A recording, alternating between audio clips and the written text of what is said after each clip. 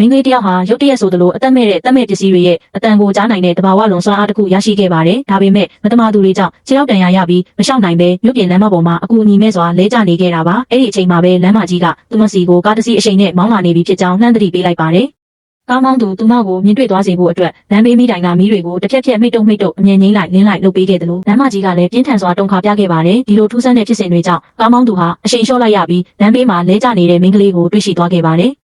မင်းကလေးရဲ့တနာစရာတေလူမျိုးပါအခြေအနေကိုမြင်တော့ကားပေါ်ပါလာတဲ့အစင်းမြင့်တထေးကြီးကသူနာပြုတ်ကားခေါ်ပေးဖို့ဒရိုင်ဘာကိုခိုင်းလိုက်ပါတယ်။ဒါပေမဲ့အဲ့ဒီအချိန်မှာမင်းကလေးဟာတထေးကြီးရဲ့နှလုံးသားစီကအကူအညီတောင်းတန်ကိုကြားလိုက်ရပါတယ်။တထေးကြီးရဲ့နှလုံးကနောက်မိနစ်30အတွင်းအလုံးလုံးတာရက်တက်တော့မီဖြစ်ကြောင်းကြားသိလိုက်ရတာကြောင့်မင်းကလေးကတထေးကြီးကိုစိတ်ယုံလိုက်ခဲ့ပြီးစစ်စစ်မှုချက်ချင်းပြုလုပ်ဖို့တောင်းပန်ခဲ့ပါတယ်။ဒရိုင်ဘာကမင်းကလေးကိုယူနေတယ်လို့ထင်ခဲ့ပေမဲ့တထေးကြီးကတော့သူမရဲ့မျက်လုံးထဲကရိုးသားမှုကိုမြင်ပြီးယုံကြည်ပေးခဲ့ပါတယ်။စိတ်ယုံမှာစစ်ဆေးမှုပြုလုပ်ပြီးချိန်မှာတော့တထေးကြီးဟာမင်းကလေးကိုအထူးပင်ကျေးဇူးတင်ရှိသွားခဲ့ပါတယ်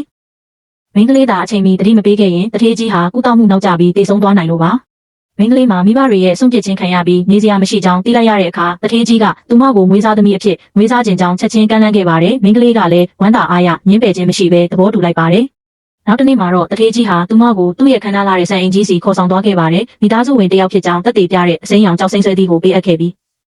ကျောင်းစိမ်းပေါ်မှာထွင်းထူထားတဲ့မျိုးရိုးအမည်ကိုမြင်လိုက်ရမှမင်းကလေးဟာမျိုးရဲ့အချမ်းသာဆုံးပုဂ္ဂိုလ်ကြီးရဲ့သမီးဖြစ်လာမှန်းသိလိုက်ရပြီးတထေးကြီးကိုပါပါလို့တွန့်ဆုတ်ခြင်းမရှိခေါ်ဆိုလိုက်ပါတယ်။အဲဒီညမှာအိယာပေါ်လဲရင်ရရှိလာတဲ့ပျော်ရွှင်မှုတွေအတွက်မယုံနိုင်အောင်ဖြစ်နေစဉ်မှာပဲသူမရဲ့ဖုန်းကစကားပြောလာပါတယ်။သူမစိတ်ဝင်စားနေတဲ့ရတနာဒီဇိုင်းပြိုင်ပွဲဟာနောက်9ရက်အတွင်းရှောက်လွှာပိတ်တော့မည်ဖြစ်ကြောင်းသတိပေးလိုက်တာပါ။မင်းကလေးဟာသူမရဲ့မူရင်းဒီဇိုင်းစကတ်ပုံကျန်းတွေဟာအိမ်ဟောင်းမှာကျန်ခဲ့တာကိုသတိရသွားပြီးပုံကျန်းတွေကိုပြန်ယူကာအဲ့ဒီမိသားစုနဲ့အဆက်အသွယ်အပြီးတိုင်ဖြတ်တောက်ဖို့အိမ်ဟောင်းစီပြန်သွားခဲ့ပါတယ်။အိမ်ကနေပြန်ထွက်ဖို့ပြင်ဆင်နေချိန်မှာပဲမွေးစားညီမဖြစ်သူကလာရောက်တားဆီးခဲ့ပါတယ်။မင်းကလေးကတော့မွေးစားညီမရဲ့ဟန်ဆောင်ကောင်းလာတဲ့ဂရုစိုက်ပြမှုတွေကိုယွန်ရှာနေခဲ့တာပါ။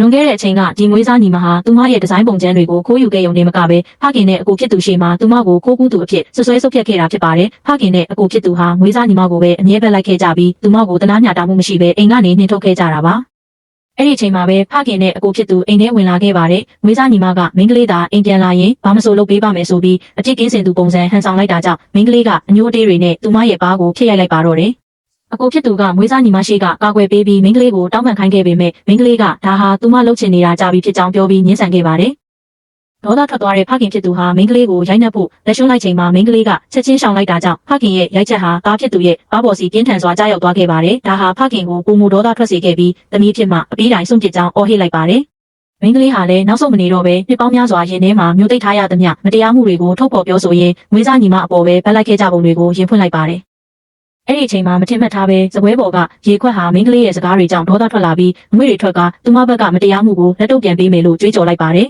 ။နောက်တစ်စက္ကန့်မှာပဲရေခွက်ဟာပောက်ကွဲသွားပြီးအခန်းထဲကလူတိုင်းကိုထိတ်လန့်သွားစေခဲ့ပါတယ်။ရေခွက်ကွဲကြေသွားပြီးနောက်အိမ်ထဲကအခြားသောတက်မဲ့ပစ္စည်းအသီးသီးဟာလည်းနိုးထလာကြပြီးမင်းကလေးအတွက်လက်စားချေပေးမယ်လို့ကြွေးကြော်ခဲ့ကြပါတယ်။ခဏကြာမှာတော့ပစ္စည်းအလုံးဟာလှုပ်ရှားလာပြီးမင်းကလေးမှလွဲ၍အိမ်ထဲမှာရှိတဲ့ရုပ်မာသူအလုံးကိုဝိုင်းဝန်းတိုက်ခိုက်ပါတော့တယ်